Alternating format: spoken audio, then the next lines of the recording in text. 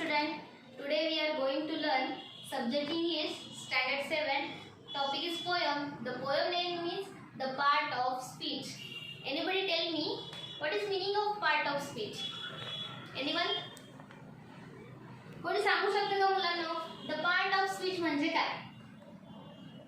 बघा, जसं मराठी भाषामध्ये, मराठी तुमची काय आहे? मातृभाषा आहे, बरोबर? तर मातृभाषामध्ये जसं मराठी विषयामध्ये ग्रामर व्याकरणात, मराठी व्याकरणात जसं पार्ट ऑफ स्पीच आपण इंग्लिशमध्ये म्हणतो, मराठीत काय म्हणतो आपण? शब्दाच्या जाती. काय म्हणतो? शब्दांच्या जाती. आलं लक्षात? आता कळलं शब्दांच्या जाती? तर मराठीमध्ये किती आहे शब्दांच्या जाती? 8.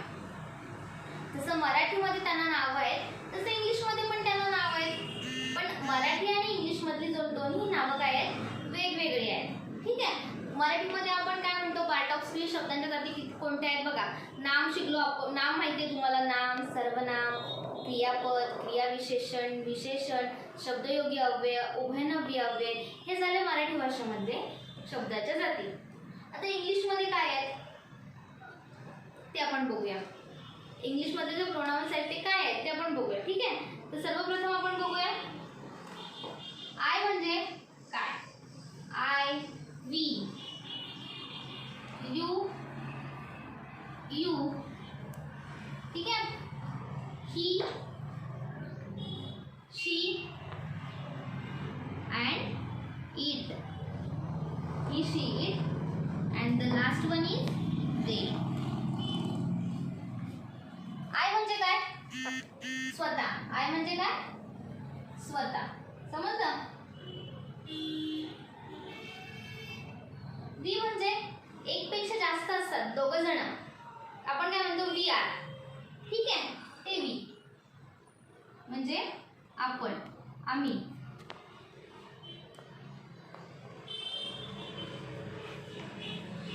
यू म्हणजे तू. आता बघा हा, आता तुम्ही म्हणाल इथे एक यू आहे, इथे एक यू आहे, म्हणजे हे यू तू आणि हे यू काय? हे यू म्हणजे तुम्ही झाले इंग्लिशमध्ये. आपण जसं मराठीमध्ये आपल्यापेक्षा लहान असणाऱ्यांना आपण म्हणतो अगं इकडे, अगं तिकडे जा. तसं आपण मोठ्यांना म्हणतो का? नाही. मोठ्यांना रिस्पेक्ट देताना आपण काय म्हणतो? इकडे या, तिकडे जा, अहो इकडे या, ओ, हे वापरतो. पण इंग्लिशमध्ये कसं? यू म्हणजे पण तू आणि यू म्हणजे तुम्ही. ठीक आहे. ही म्हणजे तो, ही म्हणजे तो. He is boy, she is girl, she म्हणजे ती. इट म्हणजे काय? तर निर्जीव गोष्टी आहेत. ठीक आहे. निर्जीव गोष्टीसाठी आपण काय वापरतो? इट वापरतो. आणि ते म्हणजे अनेक लोक, जो मॉब असतो. मॉब मीन्स गर्दीचे जास्त, गर्दी लोक, जास्त लोक असतात ते मॉब, त्याला आपण दे म्हणतो. ठीक आहे. तर आता आपण कवितेला सुरुवात करूया. आता पोएम म्हटल्यावर तुम्ही सगळेजण माझ्यासोबत पोएम म्हणा. Every name is called a noun, as field and fountain, street and town. In place of noun the pronoun stands, as he and she can clap their hands. ठीक है. The adjective describe the things, as magic wand or bridal ring. The verb means action, something done. To read and write, to jump and run. How things are done, the adverbs tell, as quickly, slowly, badly, well. The preposition shows relation. The preposition shows relation, as in the street or at the station. Conjunction join in many ways. Conjunction join in many ways. Sentence, word or phrase and phrase. The interjection cries out hard, I need an exclamation mark.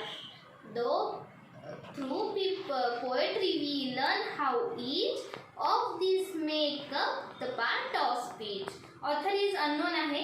इतक्या छान कवितेचे authors unknown दिलेले आहेत इथे. Unknown म्हणजे काय? आपल्याला जे माहित नाही ते. तर चला तर मग सुरुवात करूया. Every name is called a noun. काय सांगितलं इथे? Every name is called a noun as a field, fountain, street and town. म्हणजे काय? प्रत्येक नावाला काय म्हणतो आपण? नाउन. जर प्रत्येक नाव आहे, मग ते हिमालय असू दे, पर्वत असू दे, टाउन असू दे, एखादं शहर असू दे, मोठं एखादं रस्ता असू दे, एखादी गोष्ट असू दे, तर प्रत्येक गोष्टीच्या जर नावाला आपण काय म्हणतो? नाउन म्हणतो. इन द नेक्स्ट लाईन काय सांगितलंय? In place of noun the pronoun stands. त्यानंतर त्याऐवजी, प्लेस ऑफ नावाऐवजी आपण जे वापरतो त्याला काय म्हणतो? प्रोनाउन. प्रोनाउन म्हणजे काय? सर्वनाम. तर सर्वनाम कोणते कोणते आहेत तुम्हाला माहिती आहेत का? ही, शी, ठीक आहे. As he and she can clap their हँड. म्हणजे त्यांनी काय सांगितलं? ही असू, शी असू, दे असो, तर त्यांनी काय सांगितलं? क्लॅप करा. ही, शी म्हणजे गर्ल बॉईज असतील तर त्यांनी क्लॅप करा. ठीक आहे. द ॲडजेक्टिव्ह, नामाविषयी अधिक माहिती सांगणाऱ्या शब्दाला आपण काय म्हणतो? ॲडजेक्टिव्ह म्हणतो. The adjective describe a thing. पहिल्या लाईनमध्ये सांगितलंय जे ॲडजेक्टिव्ह आहे, डिस्क्राईब द थिंग्स, ते काय करतं? थिंग्स म्हणजे गोष्टी, डिस्क्राईब म्हणजे वर्णन करतं. जसं as a magic wand or bridal ring. तर रिंग, वॉन्ड हे काय आहे? नेम आहे, नाऊन आहे. बट मॅजिक अँड ब्रायडल हे काय? विशेष माहिती सांगितली त्यांनी. Magic word and bridal ring. Ring कशी आहे? ब्रायडल आहे आणि मॅजिक वॉन्ड आहे. तर नामाबद्दल विशेष माहिती शब्दाला आपण काय म्हणतो? ॲडजेक्टिव्ह म्हणतो. And the next line, the word means action. Word आपण कृती करतो ते वर्ड, ॲक्शन. बघा, द वर्ड मीन्स काय आहे? Action. The word means action, something done. कृती करणारी जी असतो तो आपण म्हणतो त्याला वर्ब. म्हणजे खूप वर्ब आहेत आपण सांगितले. कोणती क्रिया करतो? राईट, रीड, जम्प, रन, है ना? त्याला आपण जी क्रिया करतो, खाणं, बसणं, उठणं, धावणं, झोपणं, हे काय झालं? आपण क्रिया करतो म्हणजे काय करतो? तर त्याला काय म्हणतो आपण? वर्ब म्हणतो. ठीक आहे. How things are done, the adverbs tell. गोष्टी कशा घडतात, गोष्ट कशी घडली, हे जे जसं हे जिथे डिस्क्राईब करतो तिथे काय होतं? ॲडवर्ब्स टेल. ॲडवर्ब तयार होतो. तसं क्विकली, स्लोली, बॅडली, वेल. ठीक आहे. स्लीप क्विकली, झोपण्याची क्रिया झाले, पण कशी झाले? क्विकली, है ना? त्याला काय म्हणतो आपण? ॲडवर्ब्स. आणि त्या माहिती देणाऱ्या शब्दाला आपण ॲडवर्ब्स म्हणतो. The preposition shows relation. Preposition जे असतं ते काय दाखवतं? रिलेशन दाखवतं. In the street or at the station. कुठे असतं? At station, in the street रस्त्यावर, ॲट द स्टेशन. तसं preposition shows the relation between noun and pronoun. नाऊनमधलं आणि प्रोनाऊनमधलं जर रिलेशन तिथे डिस्क्राईब होतं, तिथे काय होतं? प्रोनाऊन्स तयार होतो. तर प्रोनाऊन प्रिपोजिशन तयार होतं. ठीक आहे. In and at. आता प्रिपोजिशन कुठले कुठले माहिती आहेत तुम्हाला? बघा, विथ येतं, ऑफ येतं, ॲट येतं, to, by, on, under, in, up, for, हे झालं प्रिपोजिशन. त्यानंतर जे येतं कंजक्शन. बघा, कंजक्शन काय काम करतं? Conjunction join in many ways. कंजक्शनचं काय काम आहे? Conjunction join in many ways. Sentence, word और phrase and phrase. Sentence join करतं, फ्रेज जॉईन करतं. ठीक आहे. कंजक्शन. द इंटरजेक्शन, हा cries out hark and I need an exclamatory mark. Interjection जसं आपण म्हणतो मराठीमध्ये, बाप रे केवढा हा साप, आई ग, त्याच्यासमोर काय आपण उद्गारवाचक चिन्ह काढतो, एक्सक्लेमेटरी मार्क लावतो. इंग्लिशमध्ये त्याला काय म्हणतो? अशा साईडला एक्सक्लेमेटरी मार्क. काय म्हणतो आपण त्याला? Exclamatory mark. त्याला आपण इंटरजेक्शन पण म्हणतो. ठीक आहे. थ्रू पोएट्री, पोएट्रीतून we learn how much.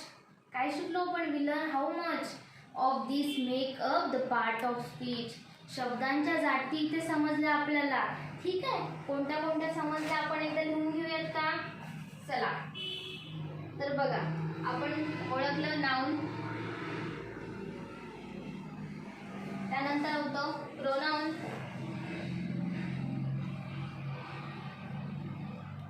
Adjective, adjective. नंतर होतं वर्ब बघितलं बघा, वर्ब नंतर ॲडवर्ब बघितलं, ॲडवर्ब नंतर आपण प्रिपोजिशन बघितलं. ठीक आहे. प्रिपोजिशन नंतर आपण काय बघितलं, कंजक्शन बघितलं, आणि द लास्ट बघितलं इंटरजक्शन. इंटरजक्शन. ठीक आहे. तर पार्ट ऑफ स्पीच कोणते कोणते बघितले आपण? चला माझ्या पाठीमागे बोला. Noun, noun, pronoun, pronoun, adjective, adjective, verb, verb, adverb, adverb, preposition, preposition, conjunction, conjunction and इंटरजक्शन, इंटरजक्शन. ठीक आहे मुलांना, समजलं सगळ्यांना? नाऊन म्हणजे काय, प्रोनाऊन म्हणजे काय, adjective, verb, adverb, preposition, conjunction and इंटरजक्शन. ठीक आहे. तर तुम्हाला बघितले द फिगर, ट्री फिगर दाखवले. हे बघा इथे तुम्हाला ट्री फिगर दाखवले. तर मी तुम्हाला सांगते, the tree figure shows the different part of speech. ठीक आहे. And there example given in the poem. त्याचे एक्झाम्पल तुम्हाला कवितेतच दिलेत. Write appropriate label in the tree figure with the help of poem.